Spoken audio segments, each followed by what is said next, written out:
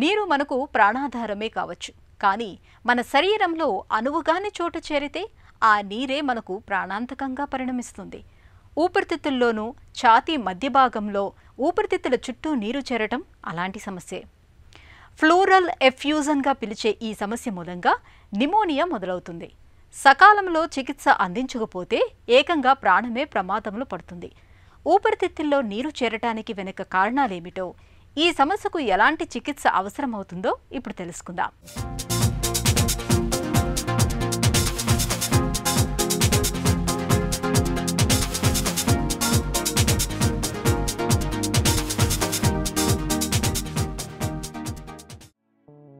నీరు మనకు ప్రాణాధారం.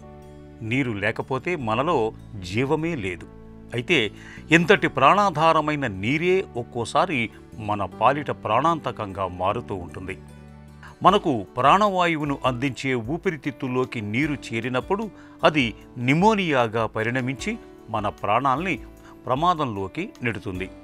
అలాగే ఊపిరితిత్తుల చుట్టూ ఛాతీకి మధ్య ఉన్న ఖాళీ భాగంలోకి నీరు చేరటం కూడా ప్రమాదకరమైన పరిస్థితే. ఊపిరితిత్తుల చుట్టూ నీరు పేరుకుపోయి ఛాతీలో నీరు నిల్వ ఉండటాన్ని వైద్య పరిభాషలో ప్లూరల్ ఎఫ్యూజన్ అని, హైడ్రోథొరాక్స్ అని పిలుస్తారు. ఛాతీలో నీరు చేరటాన్ని నిర్లక్ష్యం చేస్తే పరిణామాలు కూడా తీవ్రంగానే ఉంటాయని చెబుతారు డాక్టర్లు. ఈ ఊపిరితిత్తుల పైభాగంలో ఒక సన్నని పొర ఉంటుంది. దానిని విసరల్ ప్లూరా అంటాము.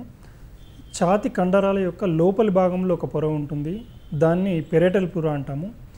ఈ రెండు ప్లూరల మధ్యన ఖాళీ ప్రదేశాన్ని ప్లూరల్ స్పేస్ లేదా ప్లూరల్ క్యావిటీ అంటాము. అయితే ఈ ప్లూరల్ క్యావిటీకి వచ్చేటటువంటి డిసీజెస్ని ప్లూరల్ డిసీజెస్ అని అంటాము. అయితే సాధారణంగా శ్వాస ప్రక్రియ లోపల గాలి లోపలికి తీసుకున్నప్పుడు కానీ, గాలి బయటకు వదిలేటప్పుడు కానీ ఈ రెండు పొరలు రాపిడి కాకుండా మధ్యలో 5 నుంచి 15 మిల్లీలీటర్ల నీరు జిగురు రూపంలో ఉంటుంది. సో ఇంతకంటే ఎక్కువగా నీరు ఈ ప్లూరల్ క్యావిటీలో కానీ ప్లూరల్ స్పేస్లో కానీ చేరినప్పుడు దాన్ని ప్లూరల్ ఎఫ్యూజన్ అని అంటారు. ఈ ప్లూరల్ ఎఫ్యూజన్ ఎలా వస్తుందంటే, ప్లూరాకు వాపు వచ్చినప్పుడు కానీ, ఈ ప్లూరా లోపల గాయమైనప్పుడు కానీ, లేదంటే అక్కడ ఈ ప్లూరాలో ఉండేటటువంటి రక్తనాళాల యొక్క ప్రెజర్ లోపల సమతుల్యత లోపించడం మూలంగా కానీ, లింఫాటిక్ సిస్టమ్ లోపం మూలంగా ఈ ప్లూరల్ క్యావిటీ లోపల నీరు చేరే అవకాశం ఉంటుందన్నట్టు. ఈ ప్లూరల్ ఎఫ్యూజన్ అనేటువంటిది రెండు రకాలు. ఒకటేమో ట్రాన్స్డేటివ్ ప్లూరల్ ఎఫ్యూజను, రెండోదేమో ఎక్స్డేటివ్ ప్లూరల్ ఎఫ్యూజను.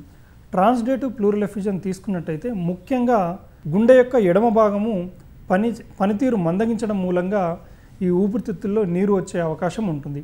ఒక 20% రైట్ హార్ట్ ఫెయిల్యూర్ మూలంగా కూడా వచ్చే అవకాశం ఉంటుంది. అలాగే లివర్కి సంబంధించినటువంటి వ్యాధులు, సిర్రోసిస్ ఆఫ్ లివర్ కానీ, పోర్టల్ హైపర్టెన్షన్ మూలంగా ఊపిరితిత్తుల్లో నీరు చేరవచ్చు. అలాగే కిడ్నీ సంబంధిత వ్యాధులు, నెఫ్రోటిక్ సిండ్రోమ్ మూలంగా నీరు చేరే అవకాశం ఉంటుంది. కొన్నిసార్లు ప్రోటీన్ తగ్గిపోయినప్పుడు కూడా ఈ ఊపిరితిత్తుల్లో నీరు చేరే అవకాశం ఉంటుంది. ట్రాన్స్డేటివ్ ప్లూరల్ ఎఫ్యూజన్ తీసుకున్నట్లయితే దాంట్లో ఇన్ఫెక్షన్ మూలంగా నీరు వచ్చే అవకాశం ఉంటుంది. కొన్ని రకాల క్యాన్సర్ మూలంగా కూడా ఈ ఎక్స్డేటివ్ ఎఫ్యూజన్ అనేటువంటిది రావడం జరుగుతుంది. క్లోమగ్రంథిలో కొన్ని రకాల ప్రాబ్లమ్స్ మూలంగా ఊపిరితిత్తుల్లో నీరు చేరే అవకాశం ఉంటుంది.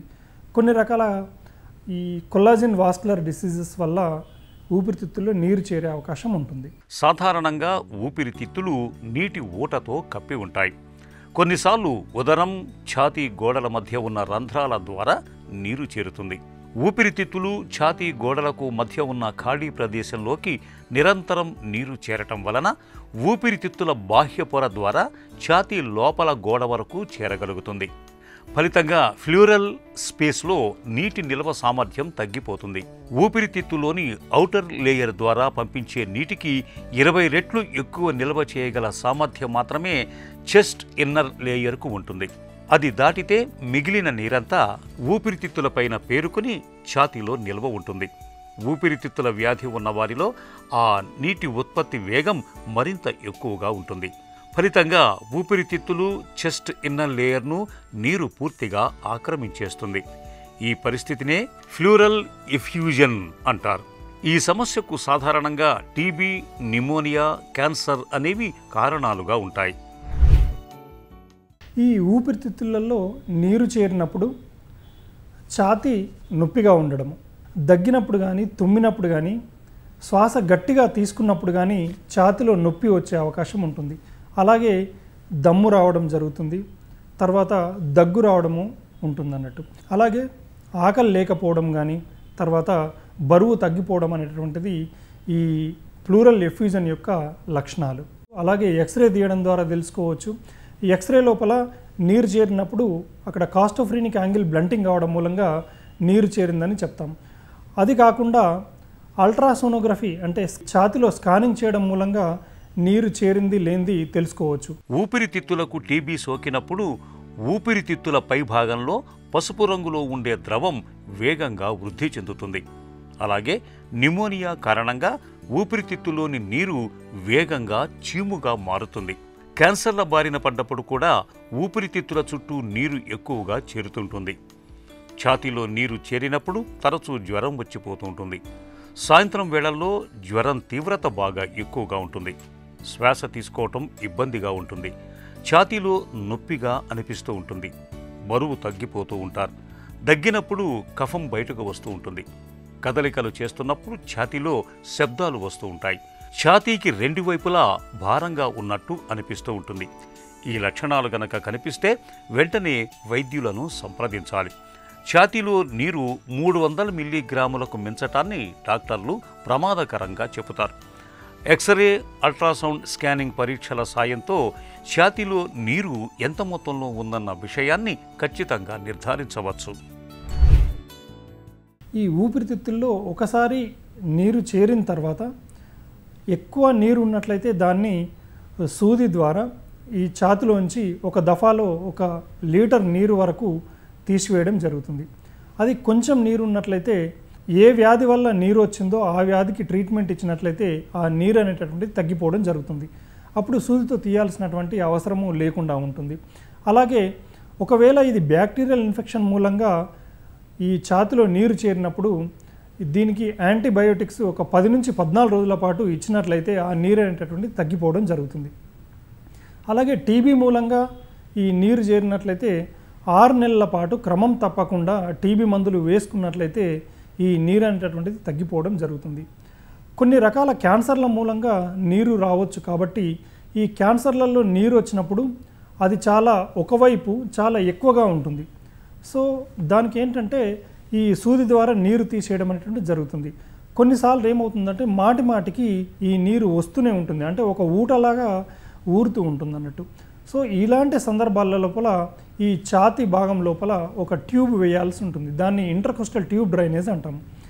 ఇలాగ మాటికి నీరు అనేది చేరుతున్నప్పుడు కొన్ని రకాల కెమికల్స్ని ఈ ట్యూబ్ ద్వారా పంపించినప్పుడు ఈ రెండు ఏదైతే ఈ పెరటల్ పూర, విసరల్ పూర ఉన్నాయో అవి దగ్గరికి రావడం జరుగుతుంది. తర్వాత దీంట్లో నీరు చేరే అవకాశం అనేటటువంటిది లేకుండా ఉంటుంది. ఛాతీలో నీరు చేరటం ఎప్పుడైనా ప్రమాదకరమే. పరీక్షల్లో ఛాతీలో నీరు ఉందని తేలినప్పుడు ముందుగా సిరంజీల సాయంతో నీటిని తొలగించటానికి ప్రయత్నిస్తారు. కొన్నిసార్లు చెస్ట్ ట్యూబ్ సహాయంతో కూడా నీటిని తొలగిస్తారు. కొంతమందిలో ఛాతీలో నీటిని తీసేస్తున్న కొద్దీ మళ్లీ చేరుతూ ఉంటుంది. ఇలాంటి సందర్భాల్లో ఛాతీ నుంచి బయటకు ఒక గొట్టాన్ని అమర్చి నీరు ఎప్పటికప్పుడు బయటకు వెళ్లిపోయేలా చూస్తారు. ఇలా నీటిని తీసివేయటంతో పాటు అవసరమైన ఔషధాలను కూడా ఉపయోగిస్తే మళ్లీ నీరు చేరే అవకాశం ఉండదు. క్యాన్సర్ల మూలంగా నీరు చేరుతున్నప్పుడు క్యాన్సర్ మందుల్ని వాడుతూ ఛాతీలో నీటిని తొలగిస్తూ ఉంటారు.